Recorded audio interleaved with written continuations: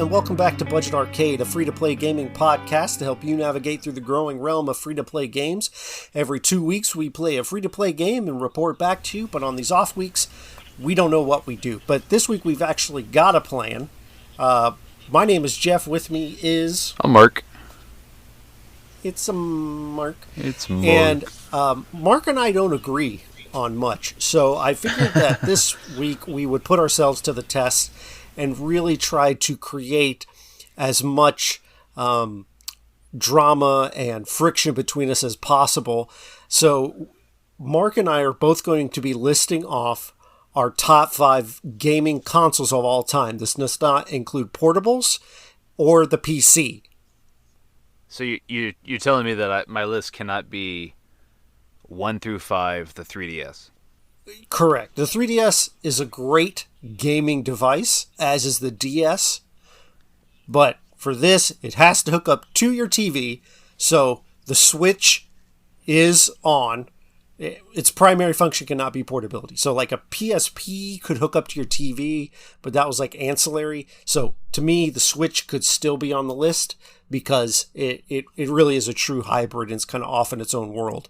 So it could be on both portable and console. But to me, that's the only exception unless you can make an argument for something else.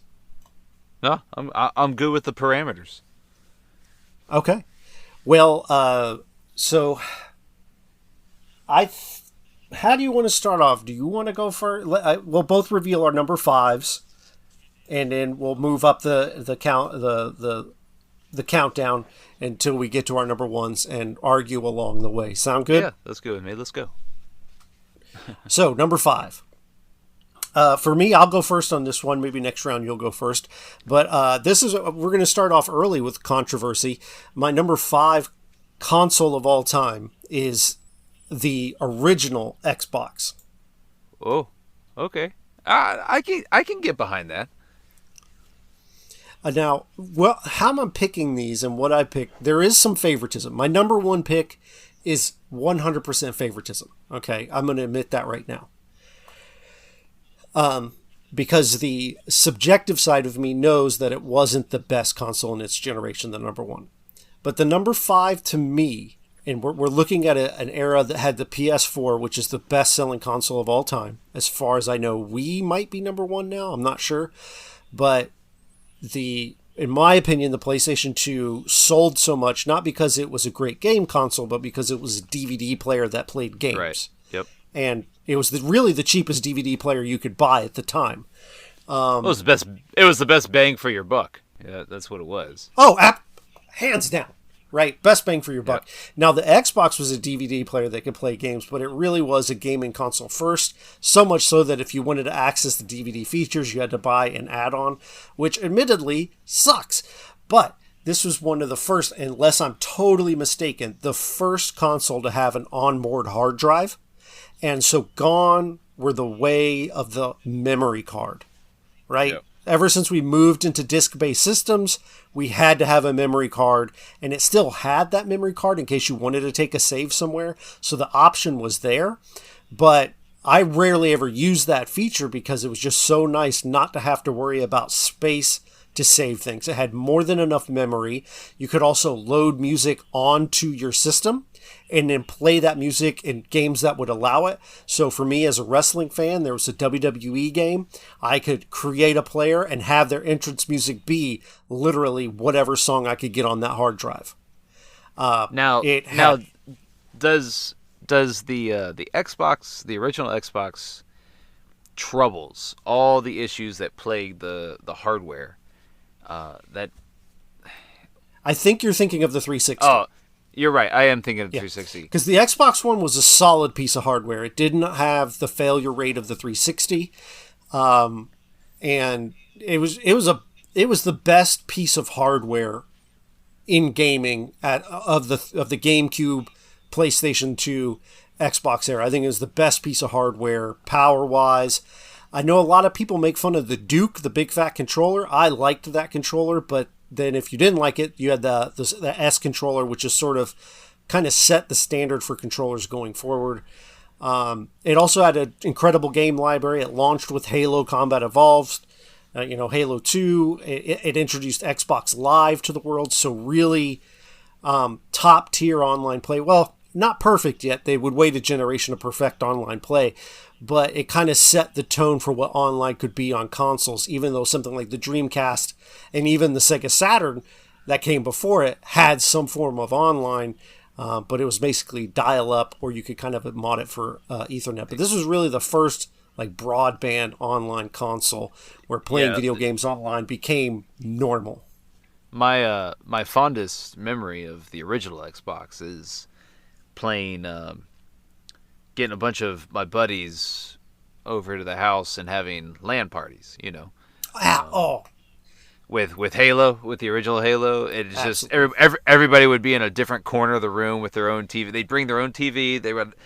Those were the rules. You had to bring your TV and you had to bring your console, but we'd LAN it up. And that was, to me, that's the defining aspect of that console. To me, is the introduction into local multiplayer, and not so much online.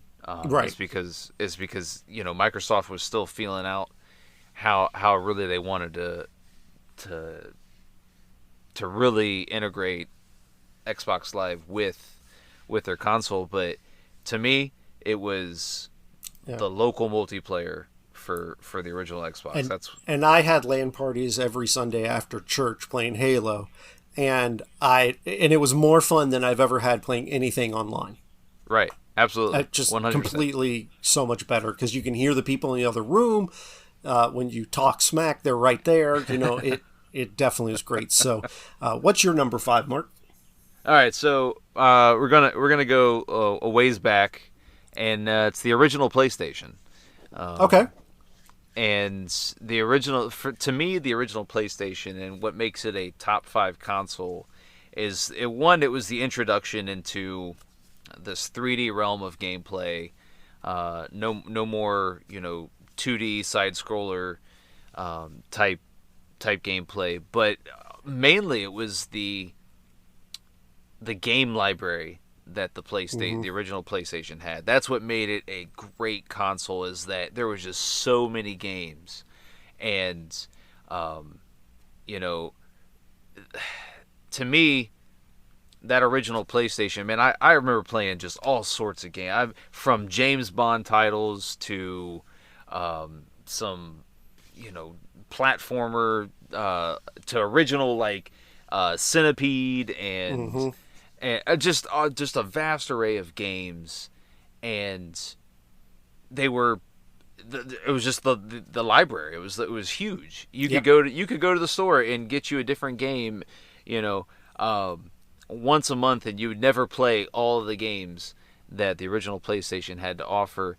And to this day, I don't think there has been a console that has had that sheer amount of titles available to it at the end of its console life as the original PlayStation had in the middle of its console life. Okay. Spoilers, this does come up again, this console. So I will save my comments for when it comes up on my list. Okay. So we agree on this one. Won't be too much argument over that. I do love the PlayStation. Now, number 4, might be starting to get in some controversy here. Some people are going to feel it should be higher. It's probably one of their favorite consoles of all time, especially people in my generation. But it's the Super Nintendo. Are you hurting? No, can we just collaborate for a minute? It's my number 4 as well. Your number 4, perfect. This is perfect timing, so we both can chime in on why we... Now, don't hear the number 4 as being bad. I love the Super Nintendo, and it deserves all the praise it gets. Graphically, it blew my mind, right? Because you got to imagine, all we had was the NES, right? Yep. And how colorful Super Mario World looked to me was nuts. The fact that it had Star Fox, which looks like garbage now, but polygons in a 3D flight game, amazing. You can't deny Super Metroid. You mentioned the library on the PlayStation. Man, from the library on the Super Nintendo is just insane. It's insane. the first party games, the Square Enix RPGs, just I don't. I'm about to say I don't know if it could be top, but I have 3 more consoles coming, and the sound chip on it, right? It had this operatic ability with its music that other consoles couldn't do. And and the controller, right? The 6 buttons. I mean, it set the standard for the Super Nintendo controller. Really set kind of what we know controllers to be. Ever since the Super Nintendo, with the exception of actually the GameCube, you've had that diagonal shape of your 4 face buttons, right? And you've had your shoulder buttons. And that's where it started. Your start select, your 4 buttons, a D-pad, and 2 shoulder buttons started here. And it was really the beginning of really seeing Nintendo kind of show that they kind of know where the market's going and anticipating it. Or setting the market. No, I mean, oh, absolutely. Really, they really took a gigantic leap in trusting that the NES gamers, the people that were buying game after game after game on the NES, were going to be more bought in for more involved actual games. I remember playing the LucasArts Star Wars games, the Star Wars games, and playing as Luke Skywalker, and you actually can tell it's Luke Skywalker. And it's a side, it's a little bit of a side scroller, but just the ability to swing a lightsaber and deflect plasma rifle shots, and it blew my mind. It blew my mind. It was so far removed from anything that I had ever played before on the original Nintendo, anything. And it just, to me, it was my first introduction into what gaming would be. It was my first introduction into these in-depth titles that weren't just surface deep. They weren't just, hey, you got to go from A to B. They told stories along the way. The NES really, I had a lot of buy-in for gaming through the SNES, because growing up, I mean, I'm a preteen boy, 12, 13 years old, and I'm rushing home after school to play, like you said, Super Mario World, or what is the I just had the name of this game. Link to the Past. Oh no! I mean, you name it. Yeah, right. I mean, you named the game, and it was a exciting time to sit in front of the TV with a controller in your hand, and it wasn't just a time passer. It wasn't just hey, I'm gonna play this Mario game, and I'm just gonna see how far I can get in these 30 minutes. To me it was it was an immersive feeling to have these games in such, at the time, good detail, telling in-depth stories, and the music and everything else.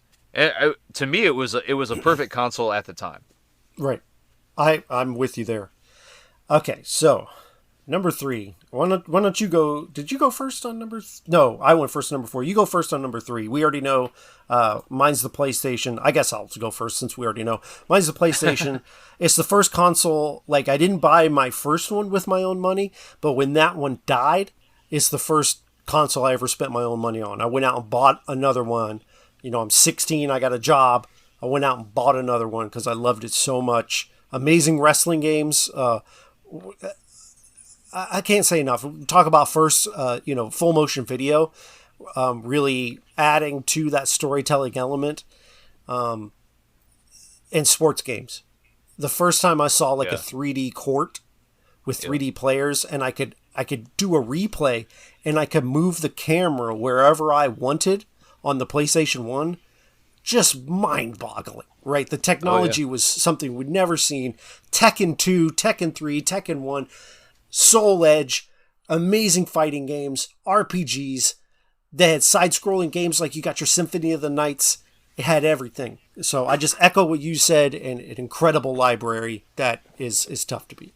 Well, So I'll add this to. I used before I got the original PlayStation. I remember when me and my mom would go to Walmart, or I remember at the time Sears, when Sears had their electronics department, and they'd have the PlayStation where you could demo the game, or whatever game was being demoed. But at the time, I remember going and playing. It had to be at the time. It was John Madden, football, whatever year, 95, 96, 94, whatever. And I just remember playing like a quarter of football with actual dudes that I could see their heads. And I'll never forget in being able to play as my favorite team and not having to tell myself in my own mind, oh hey, yeah, this is the actual quarterback, even though you can't tell he's the quarterback. This guy's the quarterback because he has the ball in his hand. It was, to me, the original PlayStation introduced a lot of, like you said, sports titles, where they actually resembled something close to what you could see on a TV. and you had the stadiums, like the stadiums look like the real life counterparts. I mean, grainy, and they look like trash today, but back in that day, it's like, that's the stadium my team plays in.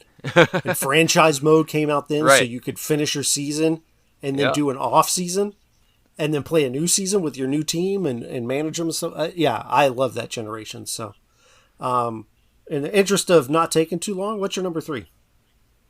So my 3 is the PlayStation 4. To me, the PlayStation 4, while not a perfect console,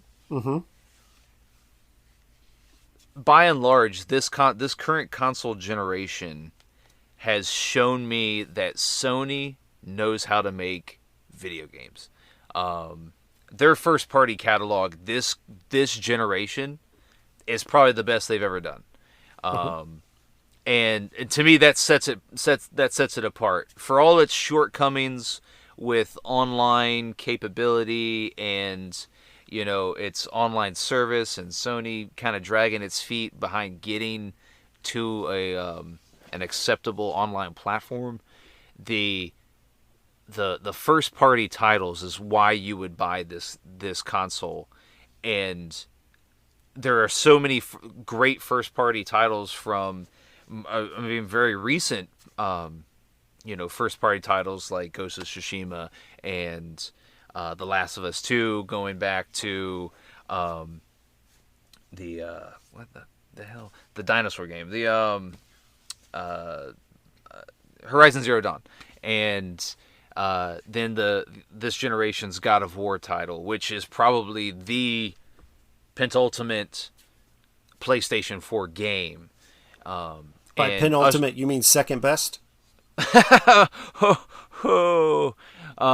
No. Okay. Did you mean ultimate? The God of War, this generation's God of War ushered in a completely new way to play a single player game. It combines so many different elements into into a total package for a game. And then, but then you could, even what was one of the first party titles that the Knack. PS4 had? Oh yeah, Knack. That was a terrible game. Yeah, I mean, but the PS4 also dabbled into the VR realm, Mm-hmm. and I feel, and it was the first console to, well, I think it's still the only I console. think it's like the only one. Yeah. Yeah. I don't think Xbox cares about VR, so I don't see them getting into it. But I think it was a worthwhile exploration, Mm-hmm. is because that could very well be a future realm that gaming goes to, and the PS4 allowed Sony to offer it up, even though they Sony probably lost a buttload of money on VR, but to me the PS4 is the perfect it's the perfect console for the 1080p generation. Okay. That's a good way to say it. So I'm going to properly use the term. My penultimate game, that means second to last for those that don't know, is where I think we're going to have a little bit of a discussion. I doubt this one's on your list, and I think you're going to fight me on it. But I think the second best is going to be the Xbox 360. First, Oh, I oh, know, it's I know about the three rings of death. I what had that do it to me, and they say 50% of these consoles did it. I think that's a lie. I think it's closer to 100%. Every person I know that had an early Xbox 360 had it die on them. All of them Yep. without exception. Yeah. I get it, okay? The hardware was broken at launch, and it sucked if you owned it. All that being said, why this goes up to number 2. And like I said, really, number 1 is a homer pick for me because nobody's going to agree with me but me, and I get that's fine. But the reason this is the penultimate console is because it has defined what we look at gaming to be today. With its online, right? Nobody's done it better. You've got parties, which was like, I can be in a different game than my friend and still be talking to them. And I can have other people in this group. And it's kind of set the tone that Sony wasn't able to replicate for an entire generation, right? It came out with achievements, something that Sony did replicate partway through it. And now achievements are this thing that you kind of come to expect, or trophies in the PlayStation style. And I think the main reason, though, I'm putting it this high is it pioneered downloadable games. And it kind of was the first. I'm sure there's other consoles that did it, but not like this and not as well as this. Delivering games. Like the first time I bought a game on my console and didn't have to go to the store to get it, it was kind of like a revelation. It was like, wow. Like, I just sit here on my console and I have a new game to play now. You're like, is this And the future? yes, this is the future. And there were a lot of things that suck about the 360. I can't deny that. The controller's D-pad was awful. The initial models were bad. So they look like garbage until you got to the second round of them where they're sleek and black and look nice and have the touch-sensitive buttons. But man, playing games online with this beast was so much fun. It had an incredible library of games. Not as good as the first-party games on PlayStation, admittedly. But it took online gaming to the next level. Like, it was incredible. And then all the games I could download without leaving my home, it set the tone. Like, basically what PlayStation and Xbox One did in the following generation was just more of the same of what Xbox 360 did, and set the tone. And it still set the tone going forward. So that's why it's this high. There are great games on it. You got your Gears of War, your Halos, your typical things. But to me, that isn't the legacy of the 360. The legacy of the 360 is the tone it set for gaming, and the fact that the first run was total trash and broken pieces of hardware. Can I tell you a secret? Sure. My number 2 is also the 360. Oh, really? Yeah. Wow. I did not expect that from the PS guy. So really, you hit on it. The 360 was second to none the best console for online, and it ushered in that online era. And to me, I remember playing what was it, Modern Warfare 4? Which are, no, No, Modern probably Warfare the 2. original Modern Warfare, Call of Duty 4, Modern Call of Duty Warfare. 4. Yeah, that's what it was. And I just remember playing with my buddies all over the place. We no longer had to be in the same house, and just playing these games, online, and they really, Microsoft really hit it out of the park with the achievement system for all of their games across the entire 360's lifespan, and that made the game, while the games themselves were fun, the achievement system to me was an added bonus. I remember going through games and just saying, "Oh, I gotta get that achievement." I gotta sit here and grind for that achievement, and it added another dimension to gameplay, and that And a we had competitive one, too. Like you said, Yeah. man, like even today, Cody, formerly of this podcast, he and I will look at each other's achievements, and I got 100% achievements on Enter the Gungeon before he did, and it was a source of gloating. It was like, it just added this meta game to gaming. Yeah, no, and that I think that's an underrated aspect of gaming evolution to this point, is the achievement slash trophy system that Microsoft pioneered, and the layers that it has added to gaming, and I think that it can't be undersold that's why developers spend so much time making these games now, is they know that gamers are going to play them for the added benefit of the 100% achievement, the platinum trophy for PlayStation players, and that only benefits the consumer. And so, to me, the 360 pioneered so much evolution for gaming that it can only be either one or two, and for me, it's number two. I think I know what your number one is, so I'll go first. Because I think your number one is probably the correct answer, right? I get that. If it is what I think it is, I could be wrong. But for me, the system that means the most to me, and again, this is a homer pick. Anyone that knows me probably knows what I'm going to say. It holds a very special place in my heart. It is the console that defined my childhood. It has a sound chip that isn't as good as the one on the winner console of that generation, but it sounds like home to me when I put a game in and I hear this tinniness to the audio. It's not the Sega Genesis, is it? It's the Sega Genesis. Oh God, I love the Sega Genesis, man. I love it. I have it still. I've bought the analog console that'll allow me to play my games in HDMI. I have a stack of carts. Toe Jam and Earl's one of my favorite games of all time. All the Sonic games, Streets of Rage. We had the definitive home port of Mortal Kombat.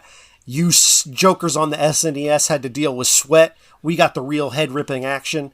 It was the console generation that came up with putting ratings on your game covers. Sega pioneered that, and it also Sega pioneered like CDs on home consoles. I think it might have been the first one to do it, where you had the Sega CD. Granted, it didn't go that great because of the first ones to jump in the pond, but they really tried to innovate, and they had a really great library, and there's just something about that console that means so much to me. Like, I remember we had the Turtles in Time on Super Nintendo, and then we got Hyperstone Heist on Sega Genesis. And the Sega Genesis one is still my favorite, even though kind of subjectively is the worst of the two games, but there's just something about it that I love, and I get that I really can't even put it into words because it is homery, it is fanboy, it is nostalgia,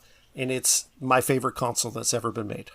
Yeah, I mean, it's not my favorite console by far, but it is nostalgic for me. I had a Genesis, but to be honest with you, I only had maybe 8 or 9 games, simply because my time was spent on the SNES, Mm-hmm. and um, you know, I think it was a Double Dragon game that I had.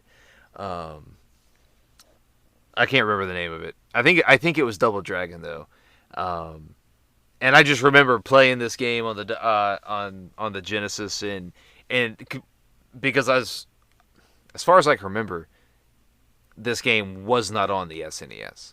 I don't know if it was Double Dragon or not. I don't know. Well, Anyways, Streets of Rage, probably. it could have been, Streets of Rage is amazing. but it wasn't available on the SNES, and I would spend an enormous amount of time trying to grind through these levels on this game, and I just remember I love the Genesis controller. Um, I think that's one of the most underrated controllers of any console Are you talking about the generation. 3 or the 6? Oh, probably the original one. Hmm. I don't know if I know the difference. One has 6 buttons and one has 3. Right. Well, I'm saying like I'm saying like feel in my hands. I don't know if Yeah. I'd know the difference if I was to Well, hold the the 3 three or button the is six. honking huge, and it's bigger than the 6 button controller. Yeah, I'm probably talking about the six then. But I mean, I feel like from my memory, my nostalgic memory, because I haven't held a Sega Genesis controller in 20 years. But um, to me, I remember it feeling good. I remember it Mm-hmm. feeling like normal. That's how I wanted a controller to feel in my hands. Um, yeah, I mean, I can get behind. I can get behind it being a top five console. I I don't know about the top. and again, that's a like I said, it's a personal pick. Really, if you're trying to do it objectively, it would probably be the 360.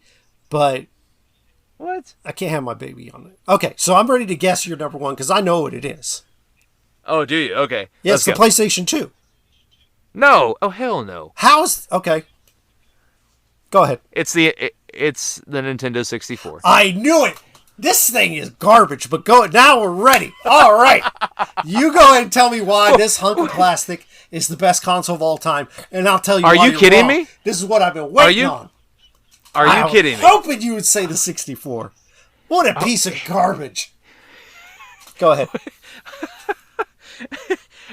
Regardless of the technical specs of the 64, the defining factor that puts this console ahead of every other console, and if we're factoring in evolution of gaming on this list, then the Nintendo 64 has to be your top console, is because it paved the way for what gaming is today. It absolutely ushered in everything that you love about gaming today back in 1996. It had every game you wanted. Wrong. It had great first party titles that you couldn't find on the PlayStation. True. It had, I mean, we're talking, Mario 64. We're talking, hey, my favorite game probably of all time, and it's purely for nostalgic reasons, is Turok 64. That game, I love that game. That if I could have one game to play for the rest of eternity, it would be Turok 64 on the Nintendo 64. Yikes. And but like GoldenEye, the multiplayer aspect had great multiplayer titles. It had great sports titles. It had great racing titles. Before it you had go on, I remember want to say one thing. Before I go into dumping on this console, hands down, the Nintendo 64 has the best professional wrestling games. Full stop. But go ahead. um, I will give you a guilty pleasure of mine that I thoroughly enjoyed on the Nintendo 64. It was the Star Wars Phantom Menace pod racing game. That's a good game. I think that's an underrated game. It was also great on the PlayStation. I didn't play it on the PlayStation. I've only played it on the 64. That was my guilty pleasure. I loved racing with those stupid ass pod racers. It was phenomenal. Me and my 10-year-old self was like, holy shit, let's go. And you had Ocarina of Time, Superman 64. You had so many Majora's Mask, all these great games that if they hadn't been on the Nintendo 64, I don't think gaming would be where it is now. I don't think so. Are you finished? Yeah, I guess. All right. So, this isn't even the best console in this generation. All right? Oh, God. It's just not. The PlayStation was the best console of that generation. You said it innovated. It was stuck in the past with its cartridge games that nobody wanted to program for. So Nintendo missed out on Final Fantasy VII. It had dumpy versions of fighting games where we had incredible Tekken 3. We had great fighting games. Mario 64 is an innovative classic, right? Cool. It paved the way for analog controller gaming and how to do a proper 3D platformer. I can't deny that. We still had great platformers, man. We had Crash Bandicoot. Junk's incredible. Crash Bandicoot 3 looks amazing. And Get the hell out of here. it looks amazing. Crash Are you really comparing Crash Bandicoot? Are you putting Crash Bandicoot Mario 64 is overrated. And Mario 64 on the same tier? No, because Mario 64 is not as good as Crash Bandicoot 3. Oh god. I knew this whole list was too good to be true. Right. We agreed on the 360, but then you brought up the Nintendo 64, this steaming hunk of plastic. Now, let me say some good things about it. It had 4 controller ports. Awesome. Had the best wrestling games of all time. It Had came a out rumble with the pack. analog stick. That broke pretty much immediately, but at least it was analog. There was 2 analog sticks on that sucker. I'll have you know. You are incorrect. The C-pad was an analog. It was an analog stick. No, it was not analog. Do you know what analog means? I can't give you the technical definition of analog. Okay. But I know what a stick is. That you're thinking of the GameCube, my friend, where the C stick was an actual stick. Oh, am I? Yes. Okay. All right. Well, edit that part. Now you're in 64 poop because it had 4 buttons, 4 digital buttons. They were on or off. All right. I can't help that. I get my Nintendo consoles mixed up. Yeah. I didn't like this console.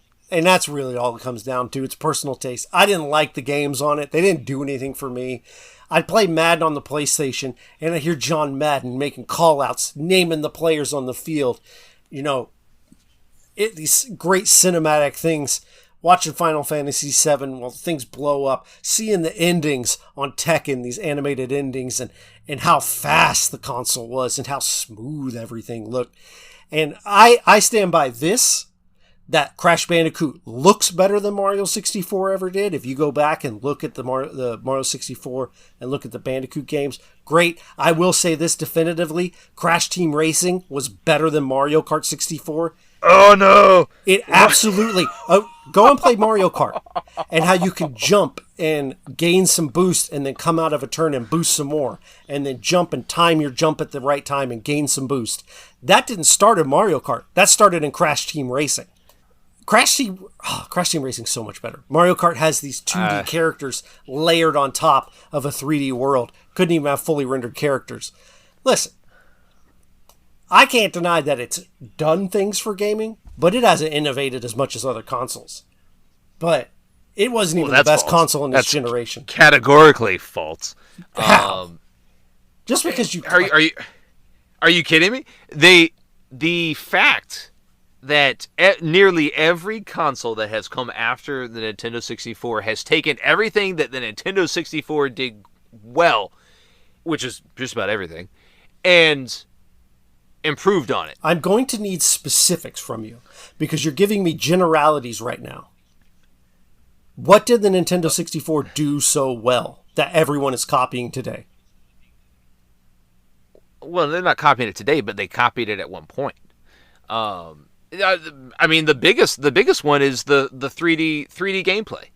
The ability to see your character at every angle. That the PlayStation was doing years beforehand. No, it's not true. About a year beforehand. Do you remember how long it took for the 64 to come out?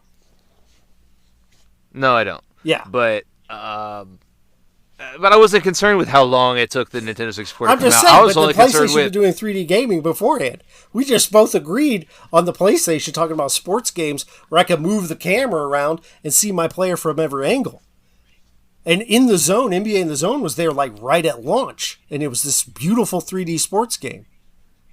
It looks like crap now. I'm just wondering. When I mentioned the Xbox 360 and how it shaped gaming, I gave you specifics with the way it operates on online, sets up parties, has downloadable games to a hard drive. Yeah, okay, time rendering in game. Majora's Mask was the first game that I'm aware of that really used a clock system in game to change from night to day, day to night, while you played, and that is an evolution of gaming. That was on the Sega Saturn, but go ahead. Which came out beforehand. Nobody played the Sega Saturn. I did. Right? I love the Sega Saturn. Was like the Phoenix. All right. You looked at it and it turned to ash. All right. It's the Nintendo 64 took gaming to a whole nother level at the time, but then paved the way for 3D gameplay. It paved the way for multiplayer gameplay. It paved the way for well, I really can't say cartridge, because Nintendo's kept a cartridge their entire existence. They were behind the times on the cartridge when they kept that cartridge. Now they set the cartridge removable games on, that was Atari kind of innovated on that. And there might have been, I think maybe the Odyssey had, I don't remember, but removable cartridges would have been NES or Atari, excuse me.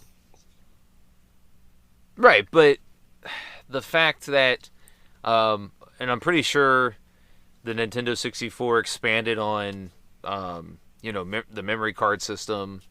PlayStation did that first. Actually, I expanded on it. Huh? Expanded. They expanded. In what way? By putting it in the controller? A larger memory card. Well, a larger memory card. They also had the Rumble Pack. Do you have the statistics? Because I remember plugging in a game, you could put one game save on it. Or like 2 megabytes, 3 megabytes, what? I don't know. I wasn't prepared to talk about the size of the memory card. I'm just saying, there's other aspects, even though you say it's a flaming hunk of plastic garbage. Right. There are good things about it. But here's the thing. Things about it. When I talk about the Sega Genesis, I preface it by saying this is a homer pick. I really can't justify it. In all reality, the 360 is probably better, or even the PlayStation 2, which I was ready to admit. But then you came up with one of my least favorite consoles. Just this overrated hunk of plastic.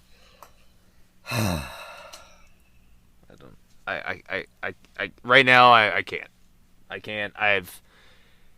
You have deflated my ability to defend this console, which doesn't need defending, by the way. Because you quote unquote didn't like it. I didn't say I didn't like it.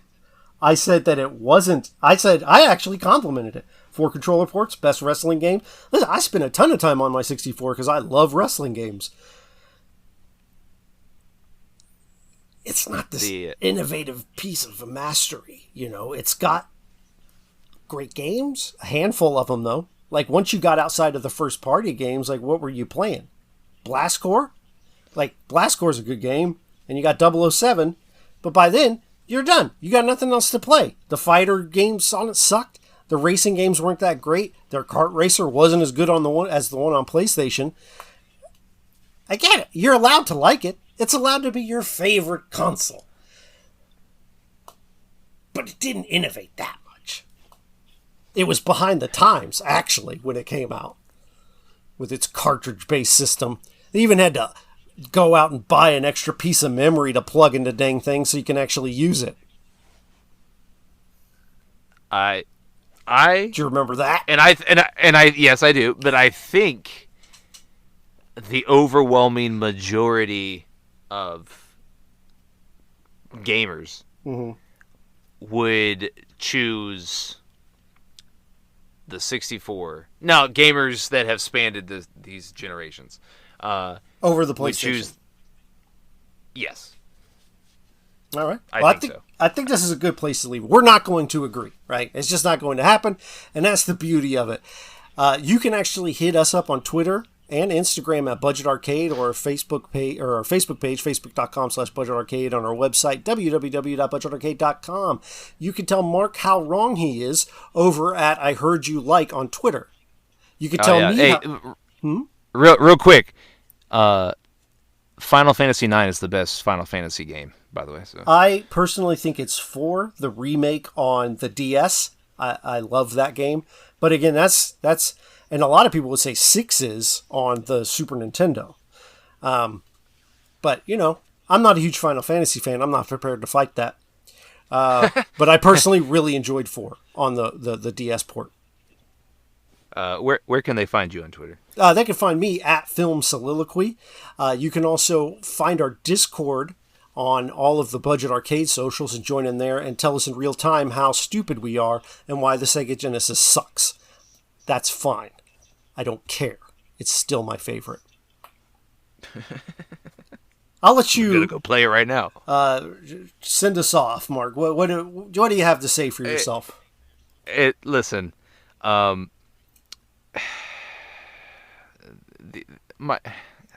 don't have anything. I have nothing. I've left you speechless. Yeah.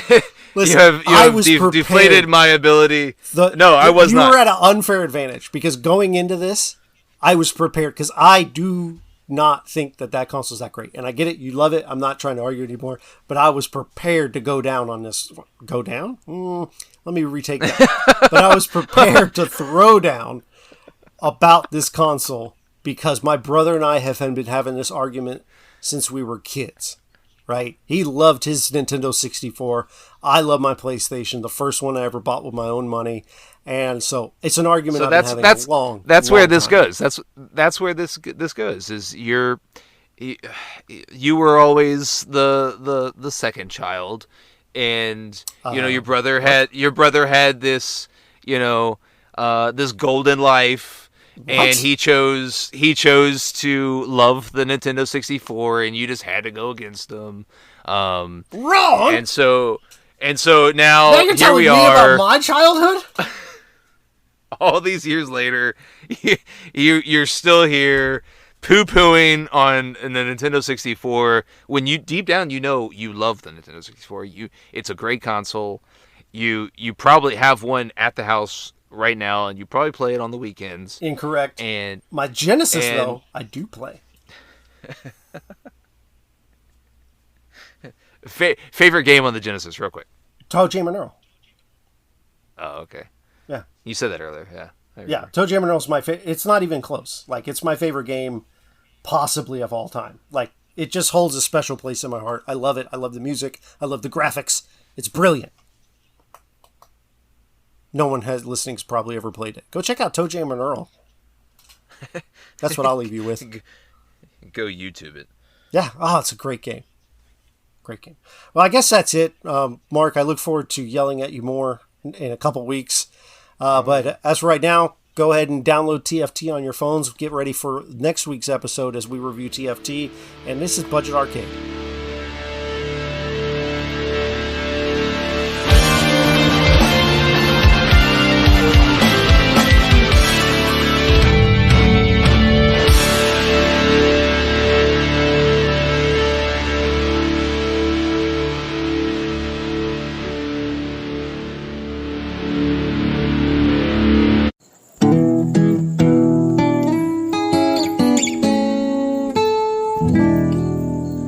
Imagineville Podcast Network. If you have loved ones that rely on your income, you need life insurance. But finding the best quote shouldn't take a lifetime. With Policy Genius, you could save 50% or more by comparing quotes from America's top insurers. First, head to policygenius.com. In minutes, Policy Genius will compare prices starting at as little as $1 a day. You might even be eligible to fast-track your coverage with a no-exam policy. Once you apply, the Policy Genius team handles all the paperwork and red tape. If you have any questions, their team of licensed independent experts is on hand to help. In fact, Policy Genius's award-winning service has a 5-star rating across thousands of reviews on Trustpilot and Google. Make today the day you cross life insurance off your list and get protection for your loved ones. You could save 50% or more by comparing quotes. To get covered, head to policygenius.com today.